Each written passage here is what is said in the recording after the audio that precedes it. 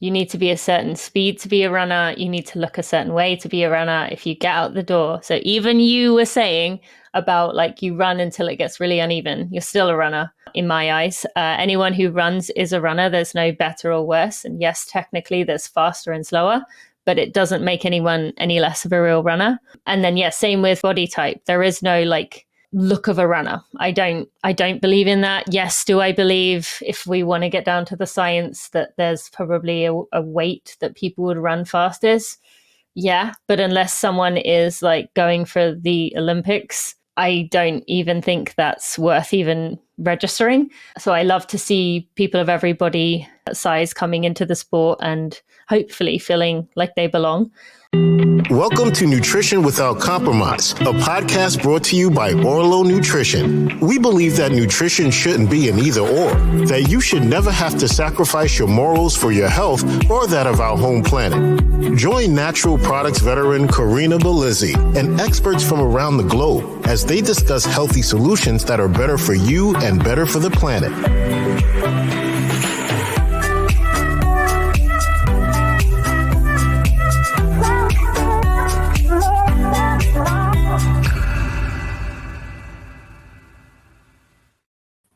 Welcome to another interview episode of Nutrition Without Compromise. Today, I'm joined by my friend and collaborator, Tina Muir.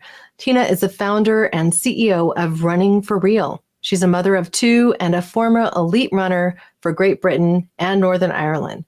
She hosts the Running for Real podcast, a collection of conversations about running, about the climate emergency and social justice, which has amassed over 6 million downloads to date. She also hosts Running Realized, an NPR-style podcast with Knox Robinson called The Invisibilia of Running Podcasts by Women's Running. Tina has worked with the United Nations Office for the Coordination of Humanitarian Affairs and has been featured in The Guardian, The Telegraph, People Magazine, Outside, Self, and Women's Health. All the acclaim. Welcome to the show. I know, I have to say that feels very uncomfortable to sit there and listen to that. If you're someone who's not good at taking compliments, it's like, oh, can it be over now? But thank you. Well, I think those that listen to your show already know that about you. You're really, I would say, just conversational with your community in a way that is really genuine, self-effacing, connected, and real. And so the name Running for Real has always, I think, well suited your podcast and your message. It absolutely has. And it's funny, when I was trying to come up with business names, I was going through with a friend and we were just talking back and forth, what could it be called? And then he said, Running for Real? And we were like, yes. Like, it's one of those moments where you're like, perfect. That suits you down to the T. So yeah. Definitely made a good choice with that one. And the word real is kind of a good word right now. It's a bit of a buzzword. So I I landed well in that way too. So yeah. Wow. Well, you and I share a love for great nutrition, for social and sustainable impact, and also running, though I've had to retire my running sneakers for my hikers these days, given, well, a trick ankle, a bit of a bunion issue, and an unwillingness to address these things through surgery. So that's where I probably stand out from some of my peers. They just go under the knife and they're fine with it. But I was just like, not for me. I'm with you there. That would be an absolute last resort. I'm really scared of like being cut open. Like that just creeps me out. So I'm 100% with you. Yeah, I don't like being put under. I've had to go through that once, and the whole concept of just like going into the deep sleep of the medically induced semi-permanent feel is just like, I don't know, not for me. Mm-hmm. Now, I understand that you're currently prepping for both the Boston Marathon and the UK Marathon. How are you feeling? How's your body? Are you ready? Well, in both of those instances, it's a little bit different to when I've done those races in the past. Although Boston, I've done a few, once as what I'm about to do, and once as just it was my first marathon postpartum. So yeah, I mean, in the past when I'd done races, it was very serious, very intense, and it was at this point where I am now really in the thick of it. I was exhausted all the time, whereas now it's more of a fun thing. I'm very fortunate that my body can handle. One of my friends this morning actually sent me a message, was just like, it's so funny to me that you can just say, oh yeah, I'm just going to do a marathon in April, just like that. She's like, that's so inconceivable for 99% of people. But yeah, so I am training, but I wouldn't say, for me, it's just kind of normal as like, I don't know. That's just where my body is. It's so used to doing these things.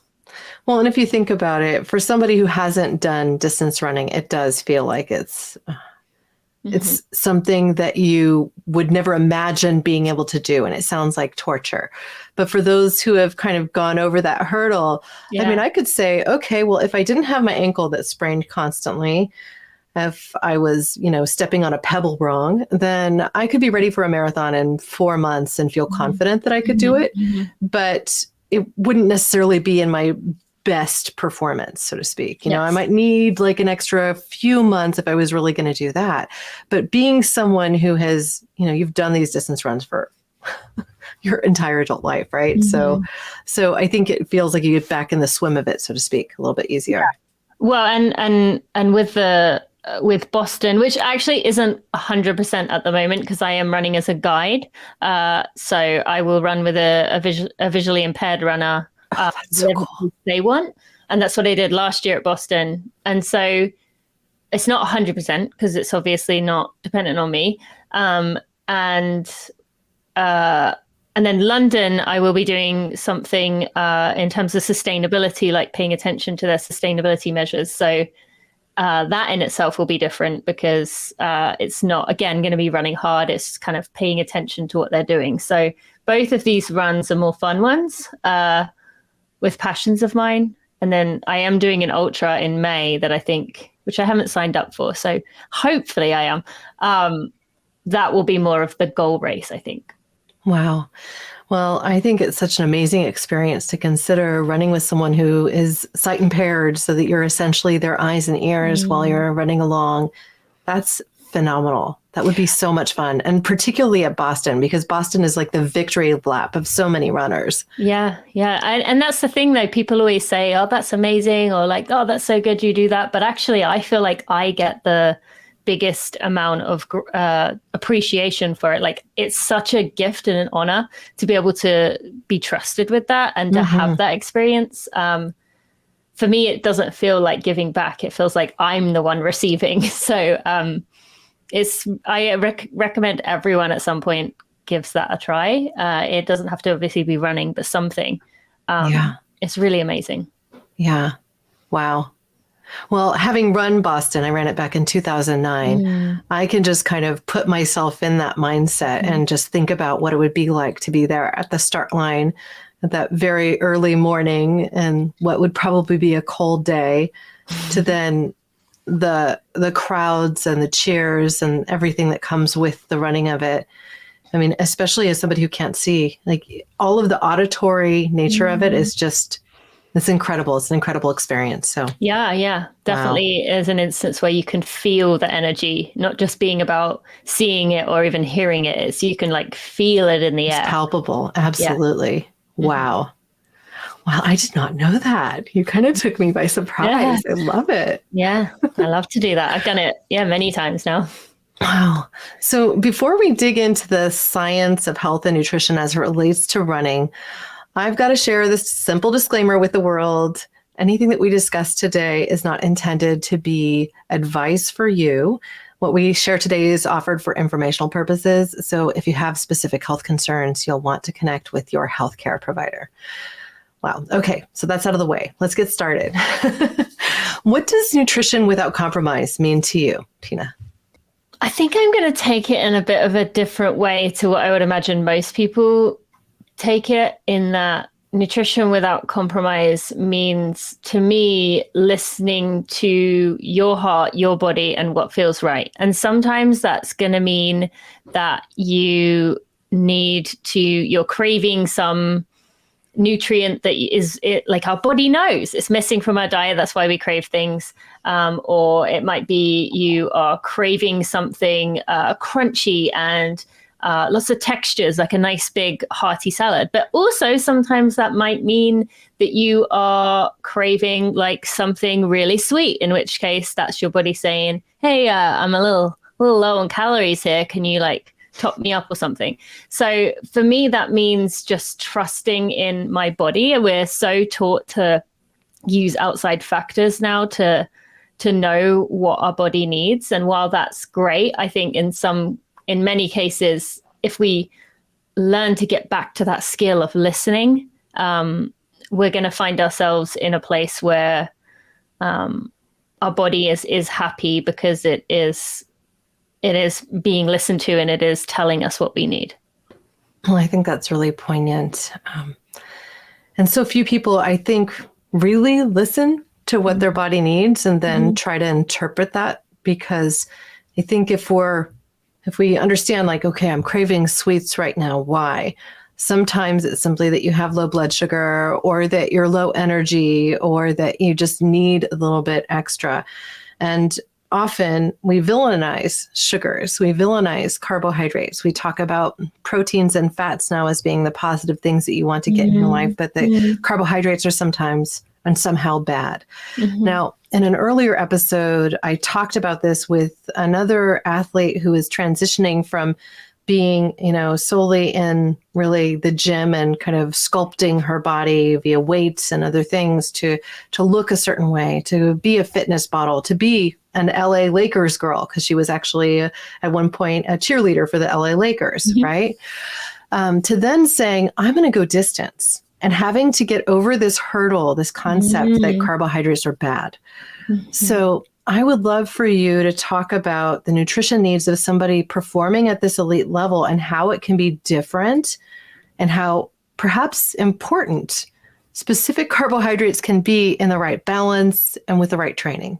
Yeah, so I think most people listening to this would know that, carbohydrates, if you want to do any kind of distance running, yes, I mean, there definitely are a few ultra athletes out there I know who are low carb, who do high fat, high protein, very little carbs, and it seems to work for them. But the vast majority of us, I think, are not going to get very far. And I tried this and it worked for a little while, and then the wheels fell off of not having enough of those carbs. And yeah, we do in many ways demonize carbs in a lot of areas of society today. And as I said, I was definitely heavily bought into that at one point in my running career. However, I think for me, I found that, we all, well, no, I shouldn't say we all, but many of us have experienced that when you do put nutritious or nutrient dense, you're very thoughtful with the food that you're putting in. You're getting a wide range of colors and textures and food groups into your diet. You do start to crave more of those foods, and you love that mix of things. And I also have been at the other end in recent years where, with two young kids, it's been kind of easy to reach for the stuff that's easy to grab. So say I don't have the energy to make myself a salad, so I'm just going to eat another slice of bread. And so I have seen both ends of that. But I loved during my elite career getting most of my carb sources from those vegetables and I guess it would just be starches like sweet potatoes, regular potatoes, quinoa, and like farro and rice and more whole sources, I suppose. I found that those fueled me well and took care of me. But I also felt like, again, as you were saying just a minute ago, sometimes, sugar is made out to be the bad guy. I also think sometimes it was good for me to have like a croissant sandwich rather than it being, just a load of vegetables on a plate, but having like a loaded, I used to like I think they call it like a California club. And I'm a vegetarian now, but at the time it was like turkey and cheese and mayonnaise and tomato in a croissant. And I loved things like that. And so I think there's place for everything. And while if performance is a focus, you want to be getting a lot of those nutrient dense foods. Again, I also think for a healthy mental and emotional mindset, we also can't expect perfection, because as I know from my own past, it's just going to take over your thoughts if you are policing everything going into and out of your body, especially when it comes to carbs. Wow. You mentioned something I was going to talk to you about, but now it's on the plate, so to speak. So you would have the California Club back in, just let's say, the elite training days. How has your diet changed for distance running now that you are vegetarian? I mean, other than not having the animal products, just to ensure you have the proteins and that you can perform over the distance. Well, I want to begin by saying I am far from perfect with that. I have a lot of space to grow in terms of protein. I'm still learning how to do that and I think this is a problem that as I've been a vegetarian for probably 2 years now, it's a steep learning curve in terms of, it sounds easy, and it is easy if you just reach for the stop eating eggs and milk. Yeah, I mean, I do still eat eggs. I don't actually like eggs very much. The texture is not my favorite, but I will do it. But it's more just you hear of this is reaching for the simple carbs because they are within reach. And so it's trying not to lean on those all the time, or put too much weight into how much peanut, almond, cashew butter I'm going through and thinking that that's good enough. So I have had to add a protein shake to my days most days because I don't think I was getting close enough to my protein intake. But beyond that, I mean, more than it being a change from my elite days to my whatever this stage of my running is, I honestly would say for me, it's more about the kids aspect of things. And, I know this being a mother too, it can be quite difficult to find the energy to put into yourself to make foods when you're making foods for other people. Half of the time you're making a dinner and it's completely rejected. And so you're putting this energy in and you might as well have not bothered and just done something simple. And so I do find that that's something I'm constantly working against in the mental energy I'm spending on all the different areas of my life, including being a mother, that it can be very easy to put aside and just grab the easy thing. So I'm trying to plan ahead now. So like making a chia seed pudding. And having that for breakfast. So remembering to put that in the day before. So I don't open the fridge post run and be like, all right, what should I make today? It's already there for me. So it's making it freezer easier. Foods can stay in the freezer and you can actually get something a little fresher. Yeah. Exactly. So, a lot of those good nutrient dense foods, like for example, berries or a lot of the fruits are quite expensive. So there's also that piece in terms of trying to justify to myself that I too am worth spending a little bit of money on those fresh fruits. I'm definitely in a learning curve. But I will say that it hasn't been as difficult to switch, particularly around dinners, as I thought it would be. There's so many good options now for vegetarian meals for dinner that aren't just Impossible burgers, which you're just sliding in the fake meat for the quote unquote real meat, but actually like really like a lentil dal or a pesto that's made with broccoli and like cauliflower and like just lots of different nutrient dense things in one place. I have found that pretty easy to find recipes that are really solid nutritionally for me. It's just for me, I've got to work on the breakfast a bit more. Well, and you do have eggs to lean on if you chose to do something like that. But, yes, the morning of a distance run, as for example, if you were going out on a training run of, 20 miles just in prep for something like the full marathon, you need something that's a little quicker and easier on your digestion, maybe not quicker, but easier on your digestion than perhaps even a chia seed pudding might be. Yeah. So, for me, I found that oatmeal was the perfect Yes. breakfast before a run because it kind of, in my mind, it sticks to the ribs. So I wouldn't bonk midway through the run, but I also wouldn't get upset tummy. So for anybody who's training for that marathon, you have to understand that there's a lot of anticipation, a lot of possible anxiety the morning of a big race. Mm-hmm. And I think the best advice I got when I was running my own was to have something in your system. And then when you arrive at the start line, get in line for the bathroom. And then when you finish, get in line again, because you almost have like a nervous bladder thing happen too. And the last thing you want is to have to use the porta potties at mile 17. Yes. For sure.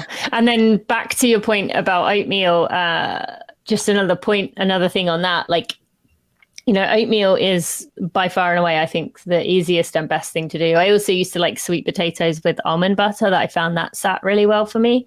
But whatever it is that you do, make sure you have practiced it with the exact duration to go that you will be using it. So let's say your race starts at 7 a.m. Yes, unfortunately, that means at least 3 times getting up at 4 a.m. to practice, or if you're going to run at 9, 10 a.m., getting up at 7 or whatever it would be. So you have that practice. So your body knows kind of like, oh, I've got this. Oh, I've done this before. So especially once you add on what you just mentioned, that nervous energy, your stomach is like, oh, well, I already know what's going on with the food. And it's not a new stimulus for it to deal with. So, yeah. But oatmeal's a great shout for sure. The other great advice I got, and I felt really came home, especially after my first race, running the full distance. My first marathon was on Hawaii, and it was a completely different climate than I was used to running in. It was, I run in Santa Cruz County. It's perfect weather here almost all year for running. And then you go to somewhere like Hawaii where the humidity is intense, where it can bake by the time you'll be finishing the race. And I was not accustomed to running in heat. I also had the challenge of the excitement at the start line, of allowing myself to be sucked out with the other runners, which means that I was not running my pace. I was not running my race. I had friends who were running the half marathon, and they'd also at the Honolulu Marathon done a 5K. So you had this mass of runners that were kind of running different distances, and some of whom were starting at the same time. And it made for a very challenging day and the most painful run I've ever been on. That being said, go slow to start, get in that bathroom line, eat something that is not going to disrupt your system that you've tried before, to your point. And also just really even getting in the rhythm of it. So if you are going to run that race or going to do that big event, you're actually saying it's important to do it a couple, maybe even 3 times the few weeks before the marathon would occur, so that your entire circadian rhythm gets the I get this. Mm-hmm. Yeah, absolutely. Yeah. I mean, I would even start it maybe a little further out, just with the food at least, so that if you find you've done 2 runs and you're like, this something about this, it feels like oatmeal. One of the complaints people say is it feels too heavy, too heavy in my stomach. So maybe for you, oatmeal isn't it. And you instead, want to try a sweet potato, or you want to try a bagel. So trying a bit further out means if something goes wrong, then you actually have time to try something else and make sure that works instead. Perfect. Wow. Well, you mentioned something also that I think is on people's minds as they are going about their lives, and that's just being a sustainable runner. What does that look like? What does that mean to you? To me, that means that you are in this for as long as you want to be in this. It means if you want to be a runner for life, and I mean for life, there's plenty of 98, 99, 100-year-old runners.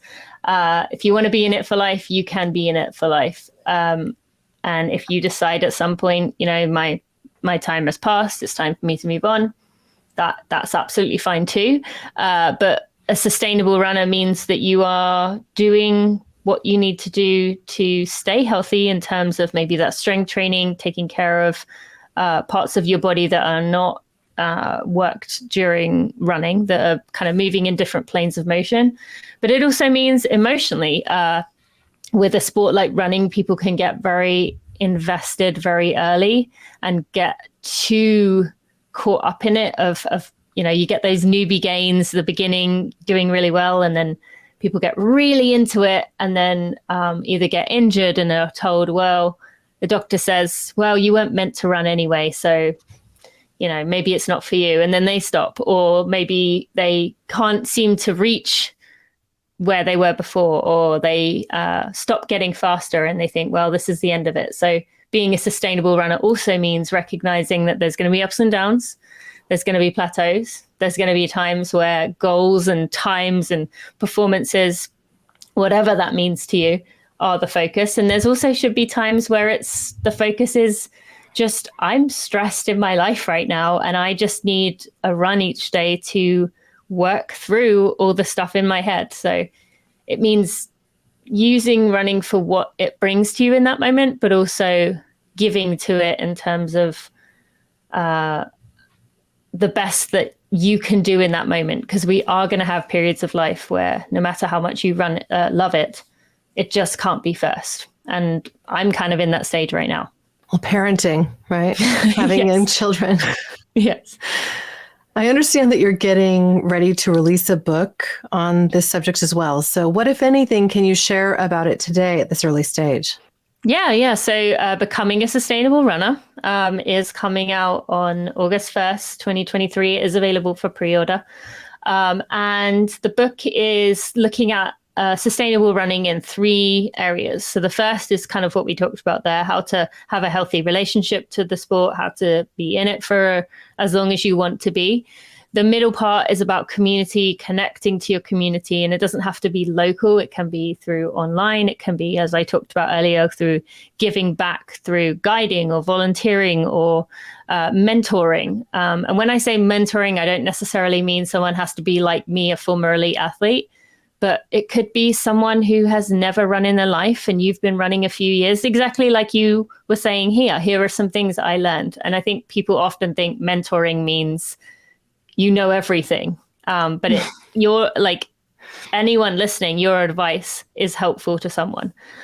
And then the third piece is planet, being sustainable humans, trying to be good stewards of our planet, making choices that are standing up for what is right when it comes to climate change through, yes, the big things like voting, but also taking action in other ways and considering the experiences of others, and why saying to them, just go for a run, maybe isn't quite as simple as it may seem. So it's looked at through 3 pillars. And yeah, my co-author and I, Zoe Rome, we worked really hard on it. So we're excited. I can't wait to get my copy. I personally am inspired by listening to your podcast, even though I am not a runner any longer. I take it with me on my long trail runs. So I call them runs, but I mean, really, I'm kind of jogging along with my dog here and there. Still doing it. Yeah. And then whenever there is any uneven ground, I resort to the hike, so to speak, because that's when my ankle will go. Mm-hmm. It's hard. I don't think I would call it running if I was comparing myself to you. Let's just put it that way. Well, comparison is another thing we talk about in the book, and how that, as we know, comparison is the thief of joy, right? Right. Well, you mentioned this, I think, deeply in a recent podcast where you brought one of your best friends on the show and talked about competition between women. I think it's a really strong episode and perhaps a departure from what you typically cover on the show. What is that episode called so people can find it?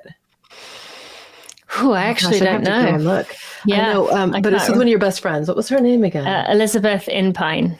Yes. So if they went for that one, I think you've interviewed her a few times. 339, I think. So 339 episodes in and still going strong. Yeah, I know. That's the person I have coming. She was number 17, I think. So it's very strange being like, oh, I talked to you in November 2017. So yeah, that makes it seem like such a long time ago when I think about 2017 that I started this. Yeah. Wow.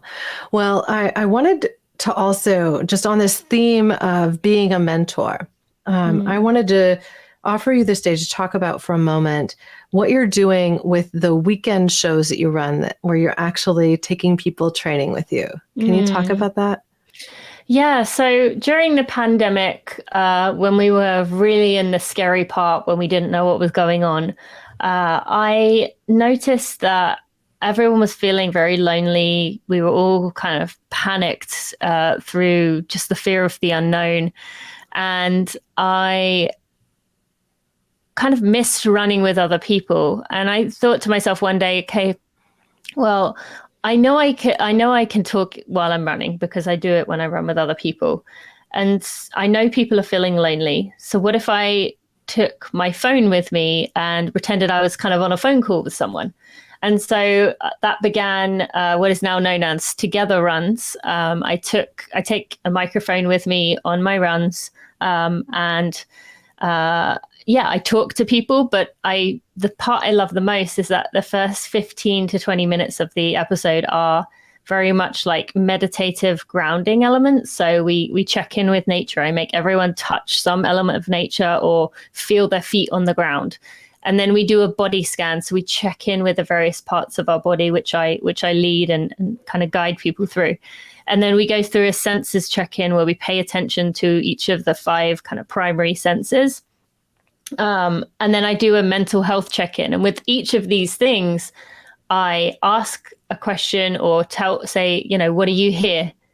And then I'm quiet for 45 seconds. Or, what do you see? Make sure you pick some detail that you wouldn't normally pay attention to and give people a minute. And then the final piece is the how are you really? And in that, I leave a 2-minute space for people to reflect on how they are actually doing. Not the, yeah, good, you, that we all tend to do in our daily lives, but actually like, how are you? And people have really connected with that. And they do enjoy the conversational piece, which is literally talking about whatever comes into my head. But people really love that grounding piece because it's just enough time to be in your own head without getting that discomfort of like, I don't want to listen to this because it's making me like think I'm crazy. So yeah, I take people with me once a week on these Together Runs, and the community has just loved it. So, and it's a gift to me too, because I can imagine people running with me. Well, I have to say, I love hearing you talk about this because while I have listened to your Together Runs, I didn't realize how much intention went into that. And one of the things I will say for anybody listening, you might think, oh, well, that's an uncomfortable silence. And I might be sitting there thinking, what happened to the podcast? It's dead air now. But she's running while this is happening. So you hear the footfalls and you hear the sounds of nature. And sometimes a truck is going by or something along those lines, because it actually does make you feel like you're powerfully connected and with you. And the tone that you undertake for the whole thing is literally like you're just talking to a friend. And so I think it makes people feel closer to you and more connected, and serves as a gentle reminder that each of us, even with the power of influence and this kind of perspective of mentorship, can develop a really close connected feel with the people that we impact. This is my experience also in the world of podcasting. I feel like the podcasters I listen to, I get to know too. And I feel like they're almost people I could walk up to and say, oh, do you remember when? Even though they have no knowledge of who I am. Oh, yeah. I mean, well, I've had plenty of people come up to me and say things like that. And in my head, Brene Brown and I are best friends. She just doesn't know it yet because of the same thing that I have with her. I feel like we're friends already. Yeah, well, I think you'll get there. You'll have a conversation with her at some point in the not too distant future. I actually believe that. Yeah, I do believe that. It's the power of intention. And perhaps it will be that you come on her podcast and talk about your book or something along those lines. Yeah. You're like dream world right now. Yeah. That might be a bit too pie in the sky. I'm shooting for the next 10 years. Well, maybe when she's no longer relevant, she's like, oh, I'll talk to you now. No, I think the relevancy Mm. We'll dream bigger for you. All of us will dream bigger for you. Thank you. Now, we came together in the space of health and nutrition as it relates to what we're doing with Orlo and omega-3s. And of course, as a vegetarian runner, you are looking to also fill nutritional gaps. So I wanted to offer you this one question and see what your thoughts are. Really, as it relates to maintaining your health and maintaining yourself as a runner, as a mother, as a podcaster, what are your favorite supplements, nutrition gaps that you're looking to fill, anything you really want to talk about in this space? And then I also want to talk about your work with a couple of sponsors that you're working with. So let's start with the nutrition side.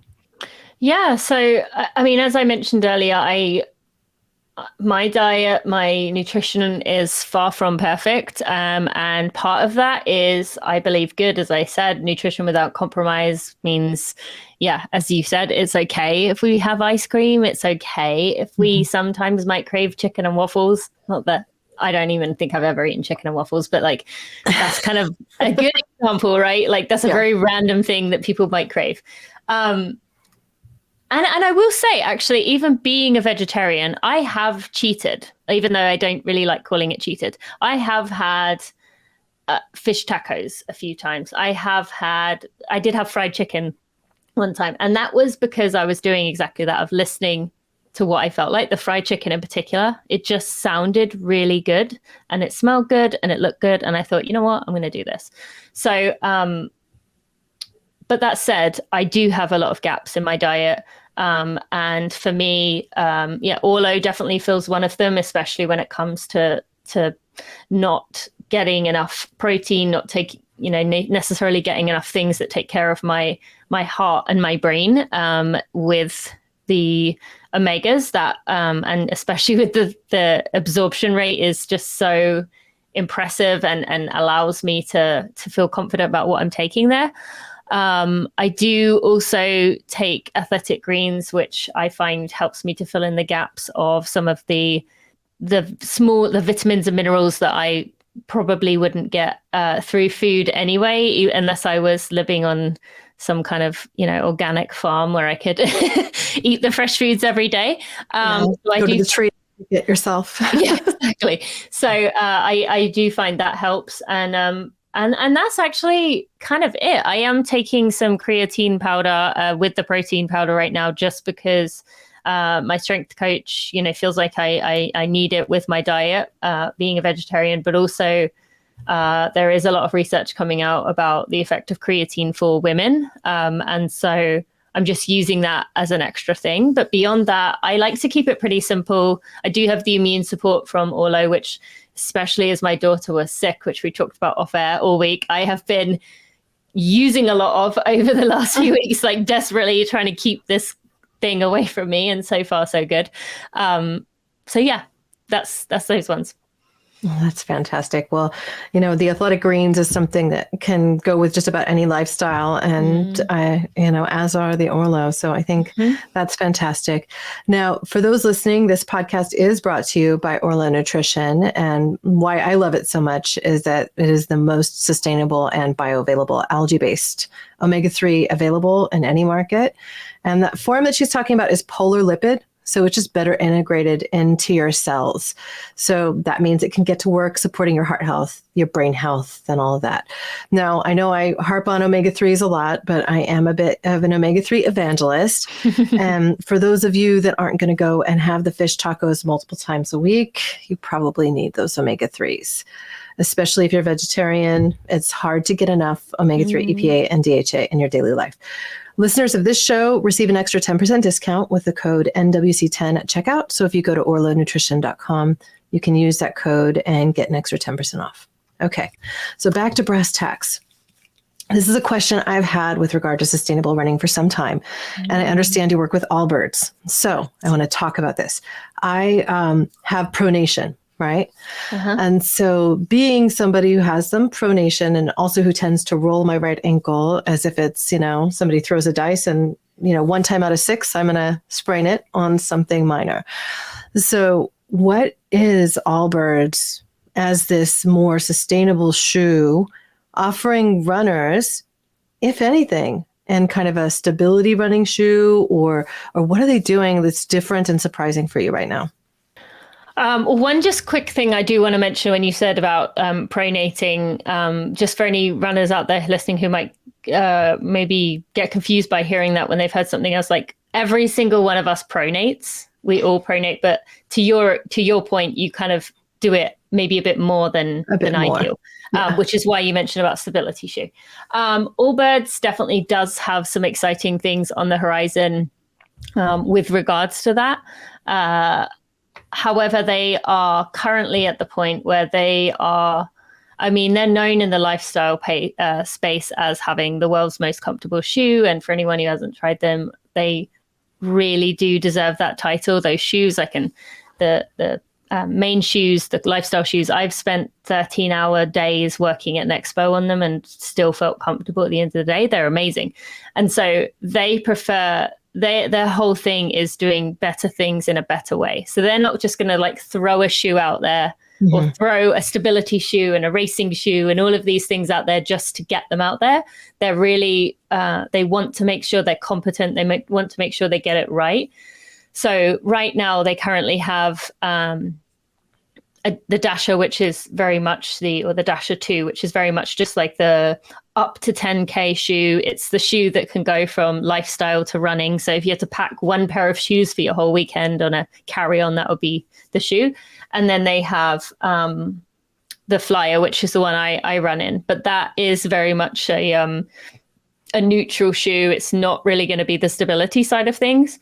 But one thing I will say that is very exciting is that just the lightning speed that Allbirds is innovating right now continues to blow my mind in terms of sustainability. The materials that they're using, the carbon number which they put on every item they make of how much carbon, how much CO2 kilograms of CO2 are put out for every item. The how quickly that number is dropping is like unbelievable. They are obsessive about getting that number down. And so that's honestly what gives me the most excitement is not only are they doing that, but now other brands are starting to pay attention and do it too. And so I love that they are the leaders and they are kind of setting the bar in terms of what we can do environmentally when it comes to shoes and performance, because I think in the past it was always viewed as you either care about sustainability and then you'll wear these like crunchy hipster shoes made of, I don't know, wood that are going to fall apart or break your foot, or you go for the, high, full of petroleum, going to live in a landfill for 500 years, plastic shoes that are horrible for the environment, but going to help you run fast. So I love that they are blending the two. Mm-hmm. I'm right there with you. I mean, I had run all of my marathons in an Asics shoe that was comfortable for me and that I could wear for the long stretch of distance. But since I'm no longer doing my distance running, I actually am in a pair of Allbirds shoes now. And I have another pair that's the first pair I brought specifically to go to trade shows and things like that. That was a collaboration with Adidas when I first kind of got them on my scene. My criticism of big brands like Adidas and Nike and whatnot in these running spaces is that they'll release one product that is more sustainable, and then it's back to norm for everything else, right? When they jack up the price by like $10 to $20 and people are like, I'm not paying extra money for that. Well, right. Well, their shoes are already more expensive, right? Yes. Like... So you're paying for this giant marketing machine and then also something that they're charging an intense premium for. And so people, of course, are going to make the choice for the lesser priced item that boasts all the performance because they still have skepticism about how long the shoe can last, as a for instance. So I am heading to Expo West next week as we record this show, and I am packing my Allbirds. They will be my trade show floor wear as well as. And I kind of lean into the fact that they are not black and don't go with that type of clothing. I'm like, whatever, they're white and they've got a splash of color on them. And I'm just going to, hey, did you notice that on the tongue of the toe, it says the CO2 imprint that these shoes had? Because that to me is important. And at a Natural Products Expo, people should forgive, even if I'm wearing them with a little black dress. Oh, absolutely. I mean, I had an orange pair for a while and I would just wear it with everything. And I was well aware that that didn't match with anything, but I was like, yeah, Yeah. you know, Well, it's about doing the right thing. so I appreciate the dedication of the brand. I also Mhm. think you've got some interesting things coming out there. I will be very curious when they come out with more of a stability enhanced shoe. What I found worked for me the longest was super low profile trail runners because I would be less likely to roll my ankle. But for distance runs, when you're running on pavement, those things become uncomfortable after a while. So I really needed Absolutely. something that would be more, a little better cushion. Let's just put it that Yes. way. Yeah. I, And they're I, working on that. I still marvel at the fact that I've seen like traditional people running the Honolulu Marathon and things like a wooden thong or barefoot. And Yeah. I was like, wow, these barefoot runners. I've known there's a few that have done ultra marathons barefoot, and I Mm. just can't even imagine. Yeah, but then you got to think about like the best, before we had shoes, that would have been the way people did things. So Yeah. it seems so crazy for us, but to them, they would have been like, "What are these things? Why would you put things on your feet?" So they would have thought we were crazy. So, but I agree. When I see it, I'm like, "Whoa, that How do you just, do it? How do you yeah, do it? yeah." I'm with you. Okay. So for those that are already in the wheelhouse of running and are doing the distance runs, I just have a few questions for you, Mhm. given your expertise. What do you drink when you're running? I When it comes to fuel for distance running, I actually like to have my fuel as a liquid. I prefer that to gels. I will do gels if I need to, but I prefer to just do the liquid. Also, environmentally better because you can get a big tub. And so when I drink, it's usually like a fuel. Got calories in it. It's also got electrolytes in it. So I don't tend to drink. I definitely don't drink the typical sports drinks, but I do drink like some of the nutritional products in the running world, and then alternating that with water. I like to keep it simple. I did drink Coke once at the end of my trail marathon, and I've been told by trail runners that that's kind of a norm. So if I'm gonna enter into the ultra space, I think having Coke will be something Get that some sugar water at the tail yeah, end. I will say it tasted better than it ever had before. Having Coke at what was that, like 4 hours into running? It tasted pretty good, but not sort of something I typically have. Well, and for anyone running the Boston Marathon, don't drink the BU water. That was Yeah. something else I did here. BU is Boston University, and they'll have a fake water stand up, and they're giving beer out. Yep. Oh yeah, yeah.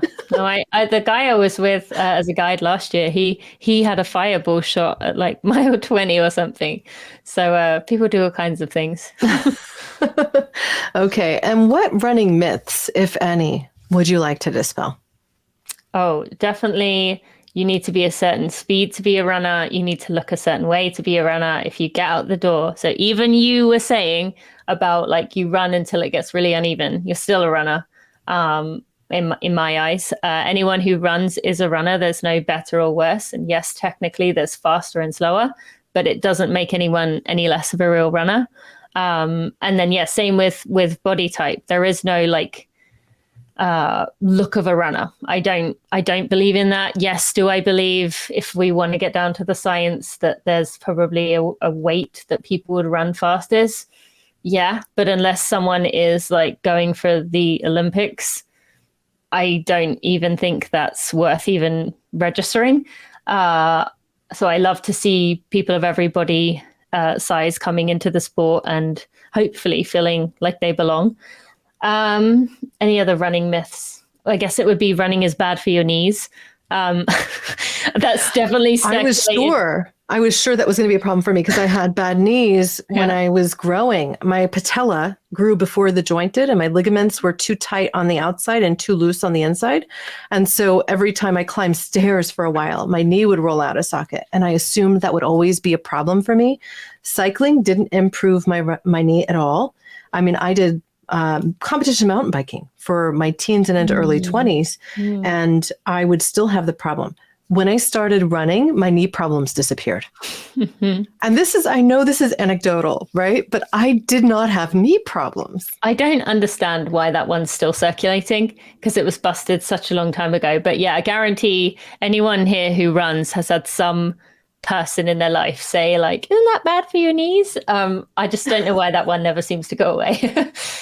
So yeah, I think there are plenty of other things that are bad for your knees, but not that. And having an overdeveloped quad and underdeveloped hamstring is another that can actually create some problems that even though doctors told me like, oh, well, you need to have a really strong quad to lift the patella up. But all that did for me was worsen the problem because I would have the ligaments were more the issue.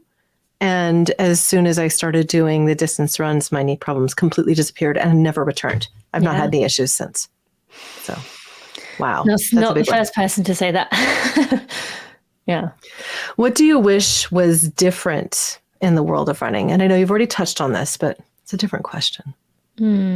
I wish that we would recognize that we live in such a world, and I was brought into this, of hustle mentality, that the way to get what you want is to dig harder and push further and eat like #clean and to just give it your all and try hard. And it just makes you tense and tight and stressed and miserable. And so I wish there was more leaning into the joy, because I think for most of us, our best running experiences are not the races or the moments where we were like, oh, I'm gonna dig. It's the moments when you were actually like just joyful and in flow and just in the moment. So I wish it wasn't so much focus on hustle and try harder. It was more focus on like what a gift it is to be out there. Wow. Well, that was beautiful, Tina. Thank you. Yeah. What thought would you like to leave our audience with today? I mean, I've kind of already said it, which is that like everyone belongs. And especially if you've never tried running and your memory and experience of running is maybe like a miserable PE class or running to chase a bus and missing it and feeling annoyed at yourself. It doesn't have to be that. You can run. If you slow down, which is the hardest thing to do, that is where people find the magic in it. And that is where you will understand like, oh, I see why people like this. But those experiences that we have from our childhood or from earlier in life are moments when we were running just outside of what our body was capable of. And so it associated in a negative way, but there's place for everyone in the running world. You just have to handle your ego enough to slow down to access that, and you will soon see it come out. Wow. And maybe that's just walking to start with. That could literally be walking 5 minutes, running 1 minute. But if you do it, you'll be amazed of how quickly you can improve. Well, and that's called interval training, even if it is just walking to jog and then walking to run and then walking to, that's exactly right. Well, for people who want to hear the horror story of my pre-running journey, you can find an episode soon on Tina Muir's podcast, because I got to come on and share my horror stories of my awful experiences with PE and everything else, and feeling like I would never be fast enough to be a runner, and all of those myths that we should just shove under the deepest grave and say goodbye to forever. So thank you. I'm with you. No, thank you so much. This is great. To find out more about Tina Muir, visit runningforreal.com and check out her Instagram page at TinaMuir88. That's TinaMuir 88. You can also find her at Running for Real. I'll be sure to include links everywhere to where you can find her, from her website to YouTube to Facebook and beyond, on our sponsor's website, orlonutrition.com. Wow, this was a treat today. This podcast really is all about serving each of you. So if you'd like us to dive into specific topics, or you have questions that you'd like for me or for Tina to answer, send us a note via social channels or email me at hello@orlonutrition.com. If you learned something today, I hope that you'll subscribe to Nutrition Without Compromise on your favorite podcasting platform. While you're at it, please give us a thumbs up or a 5-star review. And if you think we did a terrible job, tell me that too. Ultimately, leaving a review will help more people find the show so they can achieve their best health naturally. And before I part, remember that you can get an extra 10% off your order just by using the coupon code NWC10 at checkout at orlonutrition.com. They can serve you the omega-3s and the immune-boosting supplements that you need. As we close today's show, I hope you'll raise a cup of your favorite beverage with me as I raise my coffee today and say my closing words. Here's to your health. Thanks for listening to Nutrition Without Compromise. To make sure you never miss an episode, subscribe, rate, and review wherever you listen to podcasts. If you'd like to learn more, visit orlonutrition.com and join our mailing list. You'll gain access to complete show notes, features, and informative blogs, because nutrition shouldn't be an either or.